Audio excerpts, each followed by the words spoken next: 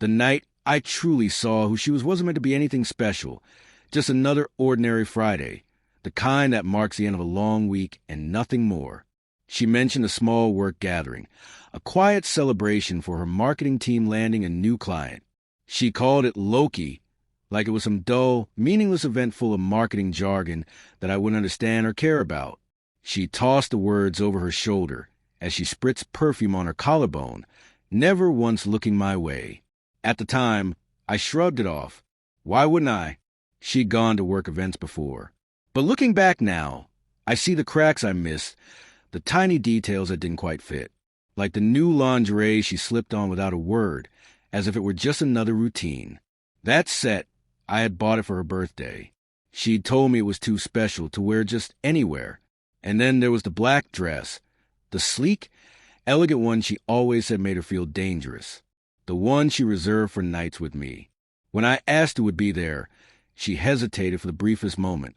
"The usual crew," she said, but her voice wavered, just enough to make my chest tighten.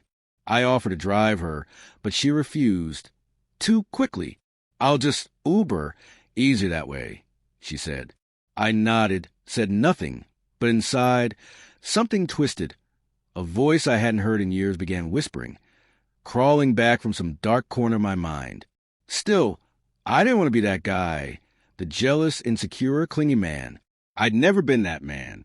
But when something feels off, it buries itself deep in your bones, and it won't let go.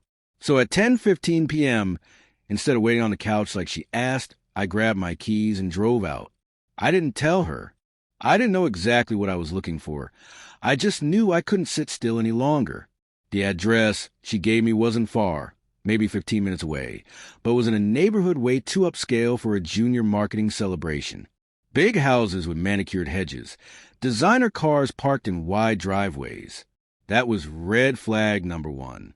I parked 2 streets away, killed my headlights, and walked closer. The more I approached, the more I realized how rehearsed everything felt. The music drifting through the air wasn't loud. No blaring bass, no drunken shouting, just soft, carefully curated playlists and polite laughter. It didn't feel like a party. It felt like a performance. I didn't go inside. I don't know why. Maybe I wasn't ready to shatter the illusion just yet. Instead, I circled to the side and stopped near the back patio, hiding behind a row of hedges. And that's when I saw her. Through the glass doors, under the soft glow of pendant lights. She stood there, not tipsy, not giddy, but elegant, composed, wrapped in that black dress she'd always said was just for me. And she was kissing someone. Not a drunken mistake. Not a stolen moment. A real kiss. Slow, deep, deliberate. The kind reserved for someone who makes you feel safe, who makes you feel like home. My hands clenched into fists so tight, I didn't notice until the sting in my palm told me I gripped the brick wall beside me. Then he turned, Elias. Her ex. The one she used to cry over. The one she swore had broken her beyond repair. The one she said she hated and would never speak to again. Apparently, he wasn't as far in the past as she claimed. I could have walked away, could have driven home and pretended none of this ever happened. But something inside me cracked. The kind of crack that never mends. I walked around the front and knocked once, then pushed the door open. The room didn't go silent all at once. The sound died in ripples. One conversation paused, then another, until only the music remained. She saw me immediately, stepped back from Elias like she could erase what I'd just seen. Her face went pale, eyes wide. She opened her mouth but said nothing. Elias looked at me, confusion knitting his brows. Then it clicked. You didn't tell him? His voice cut through the air like a blade. She didn't respond, just stared at me, begging with silence. You didn't tell him about us, Elias said again. And that was it. The last thread inside me snapped. I looked her in the eyes, voice low and steady. So this isn't new. She swallowed hard but didn't deny it. How long? I asked. She hesitated. A few months. I laughed, not out of humor, but out of pure disbelief. A few months. She'd been coming home to me, sleeping next to me, looking me in the eyes, all while sneaking off to him. Her bottom lip trembled. Elias stepped back, uncomfortable, like he wanted to disappear. He reached out first. She muttered, "I didn't plan this. It just happened." "No," I said sharply. "You didn't accidentally end up here. You didn't get confused. You got comfortable with lying.